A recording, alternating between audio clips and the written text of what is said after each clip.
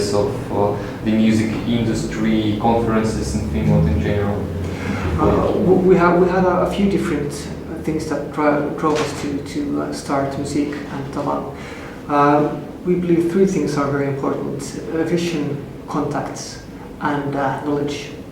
So the musicians have the vision, and they come to Musik Talang to create contacts and gather more knowledge through the different seminars and lectures.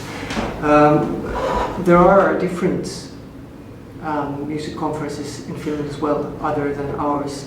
But one big issue with our conference is that it's very cheap, and it's cheap because also young musicians should have the opportunity to go to these kinds of conferences, in our opinion.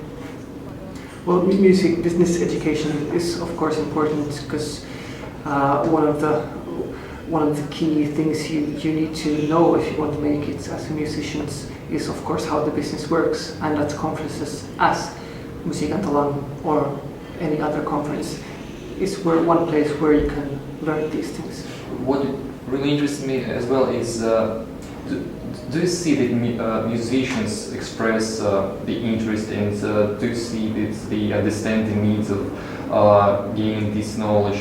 So do you think there is a steady problem market for music business education? Maybe do musicians understand that they need this kind of information, or do you find some sort of resistance and not understanding what is it for?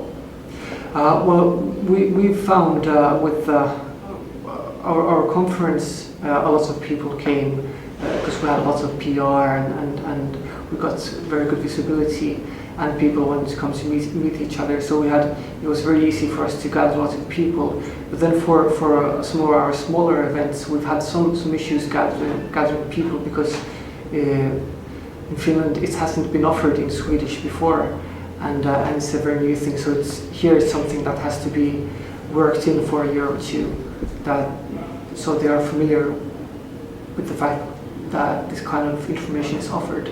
And but I do think that the people or the musicians that do come and listen also have done their homework and Googled the web to find information on their own. So I don't think they understand the relevance of knowing how the business works. I know you've been involved in organizing events, in just music events. I mean, so what's the status of live singing in Finland specifically compared to other countries in the world in general, maybe? Well, luckily we haven't got the pay-to-play schemes in so big here. It's coming, and I've heard about a few clubs that use pay-to-play, but luckily it's not so common yet. So bands do get to play gigs. Usually, especially smaller bands, do play gigs for free. They might even get their transports covered, the cost of their transports covered, but not really any money for the gig, unless they, of course, rent a place and arrange the concerts themselves. But I think it's a problem for many bands in Finland to be able to play gigs, but because the venues that used to arrange gigs sometimes they don't exist anymore, and other venues that do arrange concerts. They arrange them on the basis of how many beers they're going to sell. So if it's not such a known band, it's a really, really big problem for them to get gigs. Mm-hmm. There are a few festivals in Finland. Most of them, of course, attract the bigger artists, but there are also quite good opportunities for younger bands and younger bands to play at festivals. And do you think it's common for the whole world or just Finland? Well, I can speak for Finland based on my experience. I know that the US, the pay-to-play scheme is very popular and used by many venues, and I hope it's something that won't become common in Finland, because it's just horrible for bands, in my opinion.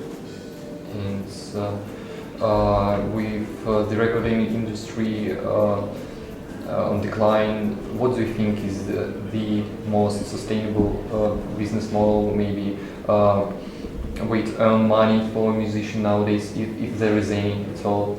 I would love to have a crystal ball and see into the future. Well, if you can talk about a traditional view about the future, of course it's merchandising in some ways. It's playing live shows if you can get to do that. It might become more and more licensing and synchronization.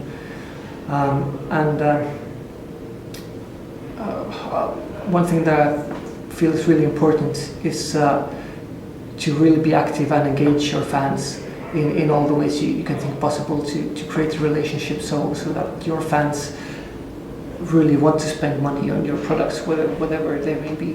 Mm-hmm. I really believe that it's something that has to be done on a national level, and even maybe that the government has to step in to help, because there are a lot of sort of independent event organizers that do it maybe on their free time, and to be able to do it, they will need some assistance from the government, money-wise, to be able to do it, because they are the ones, I believe, that can offer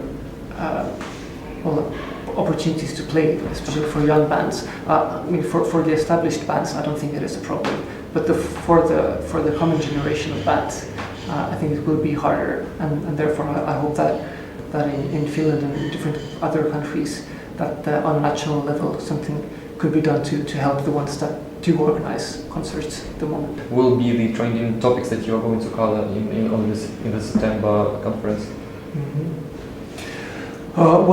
We have a few topics for the September conference, Musik Talang, in September in the city of Vaasa. We'll be talking about synchronization licensing for use in TV commercials and in video games, which is quite a big industry in Finland. Then we'll be talking about the live scene, and we'll go into basics as songwriting as well. At the Musik Talang event in September in Vaasa, we'll have around 30 speakers and maybe 25-30 bands playing over 2 days in this small city where it's very intimate, and it's a very good place to get to know other musicians and industry people.